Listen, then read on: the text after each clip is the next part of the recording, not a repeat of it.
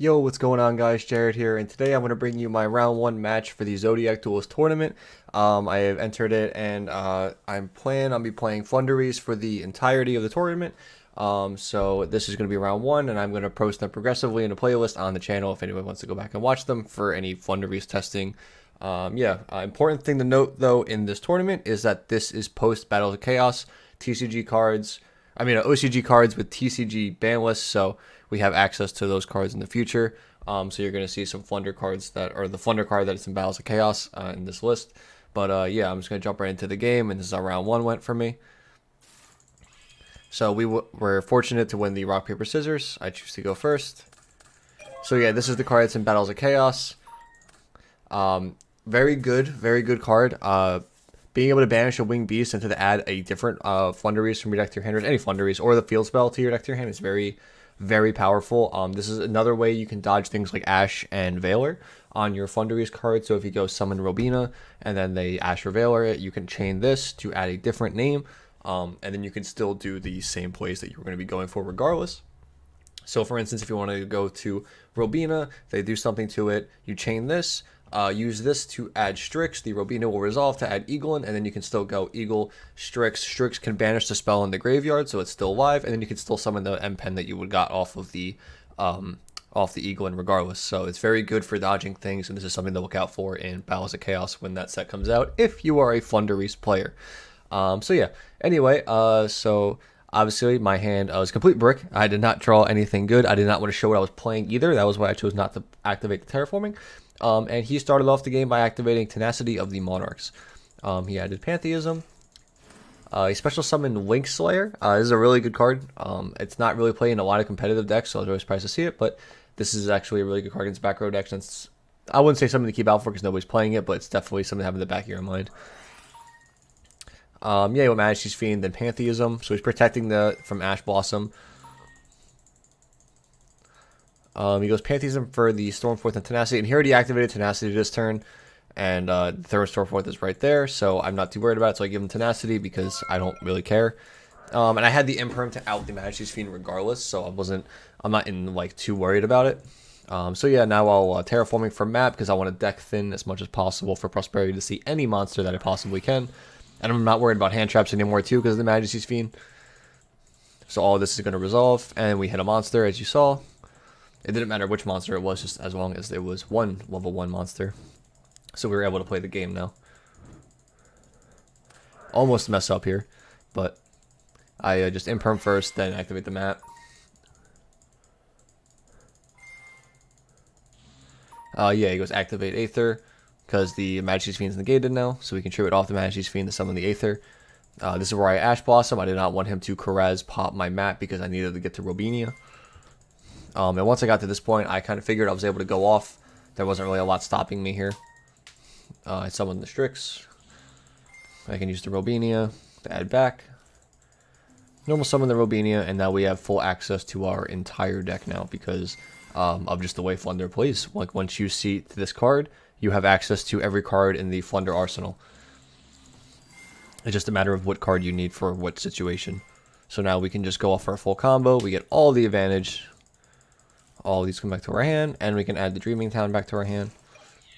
So now we have 2 plays for next turn, plus extra searchers to dodge things, and we have the M-Pen on the field. So yeah, we use the M-Pen to beat over because it has like 4 effects. Robina hits directly. I just set 2. There's no reason to set the extra one. You can only activate 1 per turn. He goes activate that Tenacity that I gave him. Reveals a Kuraz, which is good for us because Kuraz is one of the worst cards to draw in Monarch. Add Stormforth. Uses the Stormforth. This is the only kind of annoying part against playing the Monarch matchup. It's not something that's going to come up a lot, but Stormforth is very annoying to be able to out things like M-Pen. It will force out Apex Avion, and it will also be able to out Ryza very easily. So a deck that can tribute summon is kind of sucks against this just because it makes the Aether and the Erebus 1 tributes or any other Monarchs that they're playing. So yeah, he goes tribute off for Kuraz. Change Strike. So he was able to pop, and then we both drew 1 card. He drew off Strike, and he popped my map, so I was able to draw 1. During the end of the main phase, I used Dreamtown, just so I can be able to just go off again and set up a board. Because this back row's here, I want to be able to set something up. So we go Avion and then add back our cards for next turn. It always blows my mind how a deck like this exists that can constantly get advantage back for free just for playing the game with no rhyme or reason or hesitation. It just seems very, very good. So now we just go back to the normal Thunder plays, Robinia, add the last name, so now we can have some, what's it called? Some way to get back resources, so we can get back this M-Pen if we want to, we can get back this map if we want to. So here we choose to go for the M-Pen. And the reason we do this is because we want the extra normal summons. We want to be able to just put pressure on the field, so we can get all these names back to our hand while getting the extra normal summon. And we're not worried about the back row because we have Avion there. We still rise it away just for super extra precaution. Prime Monarch, we didn't care. That's fine. He can shuffle 2 to draw 1. We still have Avion.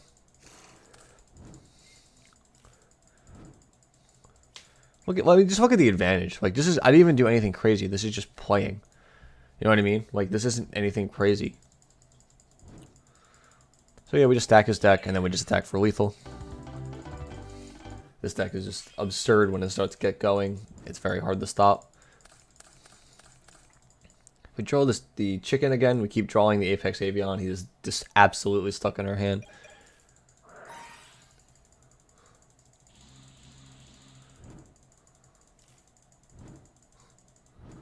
So we play Duality, hit the Robina, best card in the deck. So, and we have 2 ways to protect it.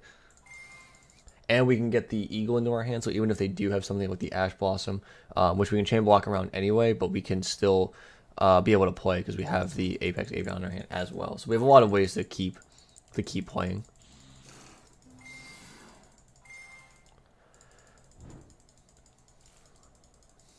So yeah, we just do the normal plays.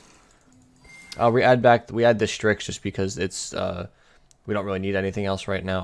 I'm pretty sure I sided out the barrier statue because I didn't think we needed it in this matchup. Not positive. Might have been a mistake. But I don't think we needed it. And I wanted to be able to get to the trap again.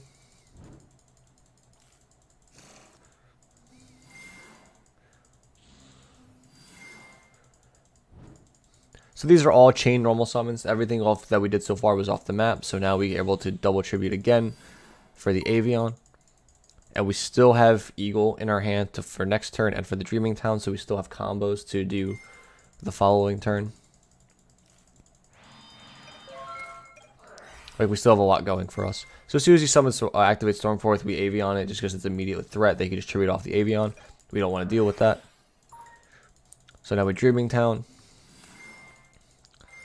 This will get rid of the Stormforth as well, so that we don't have to worry about an Aether happening on my turn.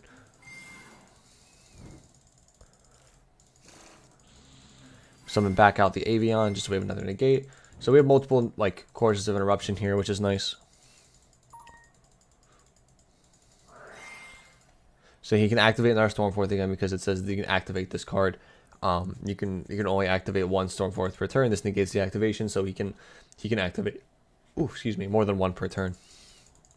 So again, we Avion it, so we don't have to worry about it.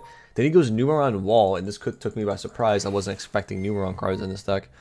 But yeah, he went Numerons. Summoned out 4 guys. Couldn't believe it. I thought I was dead for a second, and then I forgot I had the boy M-Pen ready to go. So yeah, these double tributes for Aether and then just passes. I'm like, oh, okay. Yeah, this should be game. So we just go full off here. This play should end with 2 tribute summon monsters to be able to go for lethal because we have all 4 names now, so we can get the tribute fodder. Oh no, I did the barrier statue. So I was gonna do a turn 1. So he goes Aether again, which is fine. So the way he did it was that he chained it to the Robinia, so he summoned it the same summon that on the same effect that would summon the Avion. So when they're both summoned in the same chain, this has to wait to activate until the chain resolves. Then the Aether activates, and at which point I can activate my Apex Avion to just negate it. And then I could use my actual normal summon on the Strix, banish the trap, and then add back the trap to my hand so that we have a follow-up for next turn again. We still have a form of interruption. Summon the eagle. Summon out M-Pen. Add back the toucan, add back the Strix. Just the advantage of just playing, man. Like, you just see it as we go. You're like, oh my god. Then we just use the M-Pen normal summon on the barrier statue just to, in case that there was anything like cheeky that he could do. This also prevents him to summoning back like Prime Monarch or doing Neuron Network again, so it puts us in a very good position. And he summons Mystic Mine. After all that, after all this advantage I have, he plays Mystic Mine. So what I have to do is I tribute out for Ryza, pass. I played this pretty poorly, I think. Double tribute for Avion. And then I use the spell to banish the Avion so that I can add an eagle into my hand, which clears up the monsters. Then he activates Sky Striker Mecha Hornet drones to be able to keep the Mystic Mine on the field. I'm like, okay, sure, that's fine. I don't know, this deck is crazy, man. I don't know what he's playing, but... So yeah, we just go Toucan, reveal it, summon the Toucan. I think I forgot, I'm pretty sure I meant to have an M-Pen banished. I completely forgot to banish one.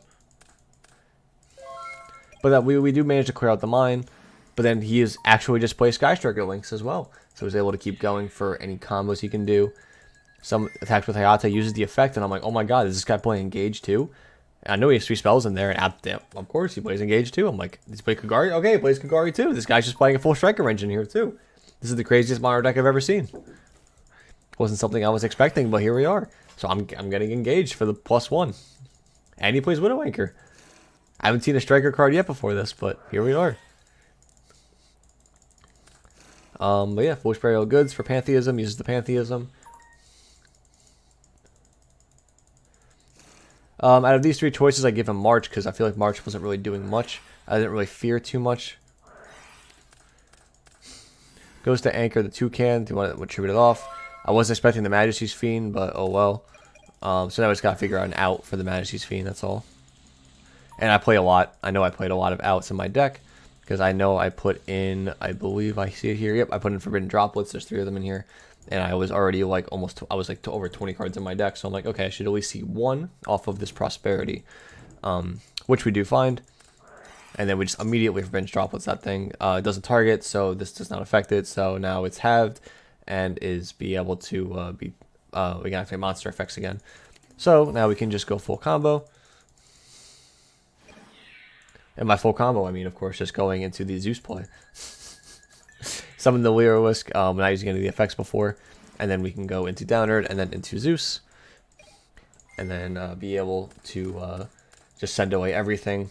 Get rid of the Majesty's Fiend. And then with 1 card, I didn't think that the Monarch deck could do much. And even in the grave, there's nothing. Even the Engages in here. There shouldn't be a lot he can do. And he just concedes after that.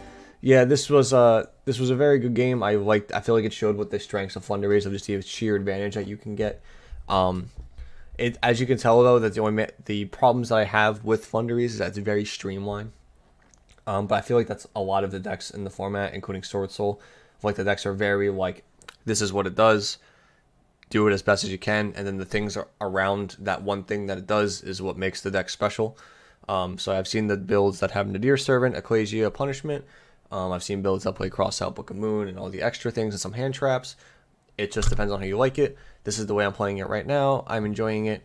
I'll show my list in the future, maybe after the tournament's done, after we finish all the rounds, but we'll see. But overall, I hope you guys enjoyed this video. I hope you enjoyed the match, and I hope you enjoy matches to come. Please remember to subscribe, and I will see you in the next match.